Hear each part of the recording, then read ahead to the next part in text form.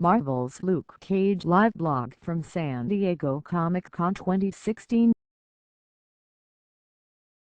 Here we are, ladies and gentlemen, the final big panel of Thursday at Comic-Con International. We're seated in Ballroom 20 waiting to see Mike Colter and co take the stage. Keep refreshing the page to get up to the minute news and quotes as it happens. The room just went dark and countdown clock has begun. We're just under 2 minutes before the panel begins. For those new to this, we're going to try and bullet point as much as we can for you so you can easily digest the awesome news. And away we go, folks. Netflix is kicking things off with a sizzle reel showing all three Defenders that we've come to meet in an action-packed series of clips. Everything from Jessica Jones' day drinking to the super-famous hallway scene from Daredevil. There's even some Wilson Fisk and Purple Man in this. Huge roar for Bernthal's Punisher.And here comes Marvel EVP of TV himself, Jeph Loeb. He takes the podium wearing a Luke Cage hoodie, and it looks like there is a Daredevil shirt underneath. Oh, yup. There it is, a Daredevil T-shirt, and to add more flair, the Jessica Jones has come out. As is routine with these events, Loeb is a master of getting the crowd excited and leads the crowd in a chant. Daredevil, Jessica Jones, Luke Cage! The room goes wild. Before we get started, Loeb takes time to thank Marvel's Dan Buckley, Alan Fine, Joe Quesada, Tom Lieber, the Netflix crew, and more. The crowd obliges and gives the whole list a round of applause. Here's our security warning, folks.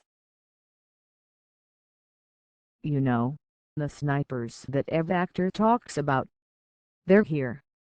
Jon Bernthal has just taken the stage and huge Punisher logo is on the screen.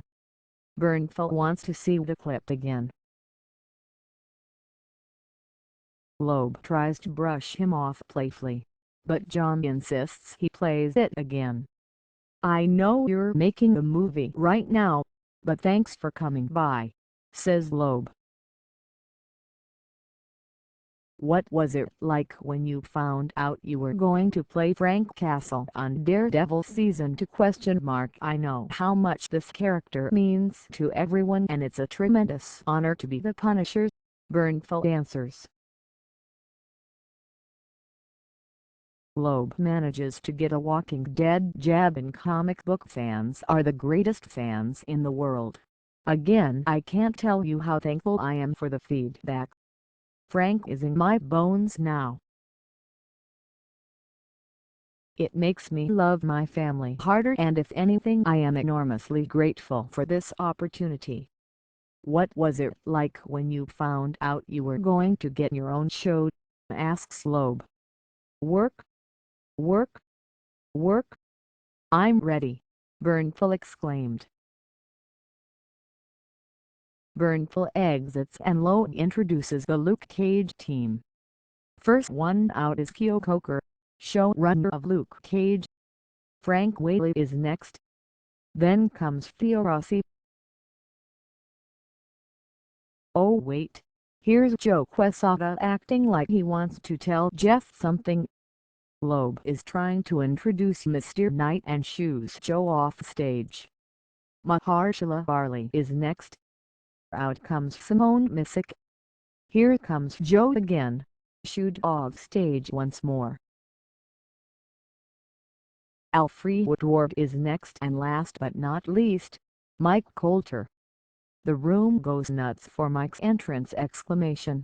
Unfortunately, Rosario Dawson could not be here because she's shooting something for Marvel Netflix in New York. What could it be? Loeb says he wants to talk to the cast, but he wants to show the scene. Here we go. A man is thrown through the door. Luke walks through. He calls out a gangster and starts tossing folks left and right. They're in a boxing gym. People pulled out guns. I guess you haven't heard about me, have you? Bullets bounce off Luke and everyone is scared. I am about sick about having to buy new clothes. More people being thrown through windows. Luke walks into the office and asks where the guns from Cottonmouth are. What you think you can go after everyone? The gangster asks. I think I can, Cage answers. Cage threatens to throw the man out the window and into the river. You see, it's the impact that kills you. It crushes your lungs. Then the water pours in and it's a terrible way to go. The guy gives up the guns real easy after that. Cage grabs the hoodie and asks if it comes in the double XL. And the lights are back up. The world is ready for a bulletproof black man, explained Coker when asked about the show. This is a show that feels very much like today with some great throwback themes. First reactions from the cast are up next. Alfrie says he was absolutely blessed to join the team. The scripts were top-notch. Frank Whaley points to the music cues that Coker built into the scripts as a big draw for him. Music plays a big role in this show. It's not a musical, but has a musicality, says Loeb. It's a Wu-Tangification of the Marvel Universe, Coker continued. It has a grip and is elegant at the same time. Every single episode is named after a gangster song. I wanted the 13 episodes to feel like an album. Like when Prince put an album, you would shut things out and listen to the whole thing. But now, with TV, you binge watch. This show is made to binge. The music helps, but it is all about the pace. Man, it's great. Here comes another clip. Cottonmouth is having a huge fit in his bar, and is breaking a bunch of stuff with a bat. Alfrie Woodward's character is there and puts him in his place as one of Cottonmouth's guys, cuts the tension by announcing the cop is at the door. The rest of the cast answers questions about why they love taking on the characters they ended up taking. Theo Rossi spoke to learning how to act with shades on the whole time, and Simone Missick could not stop talking about how much she loves how much of a badass Misty Knight is. Mike Colter continued saying it's been the time of his life playing Luke Cage. He wouldn't change it.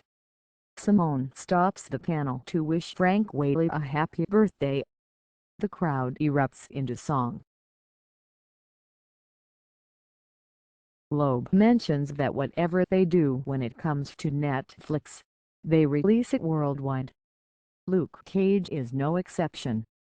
And here we go. A new teaser for a new trailer. Then the cast lines up on stage with Loeb wearing his Daredevil shirt. Joe storms out. I've been looking all over for you. Joe forgot, but thankfully he wrote it down. Daredevil Season 3. There is a new clip being shown. It's Finn Jones from the set of Iron Fist. Here's a sizzle exclamation point. We see what looks like a plane crash in the snow. Young Danny Rand picked up by monks. He's then walking shoeless in the city, then locked up in the hospital. Then he punches a hole in a wall. Here comes the Iron Fist logo. The O in Iron Fist is the dragon symbol shown in Daredevil, but also the comic book's logo. Defenders tease by Loeb. This panel should have been over already! Exclamation point at a sizzle. We see bits and pieces of paper. The Daredevil logo, the Luke Cage logo, the Iron Fist logo, and boom, the Defenders logo! Exclamation point. Thanks for following along, folks.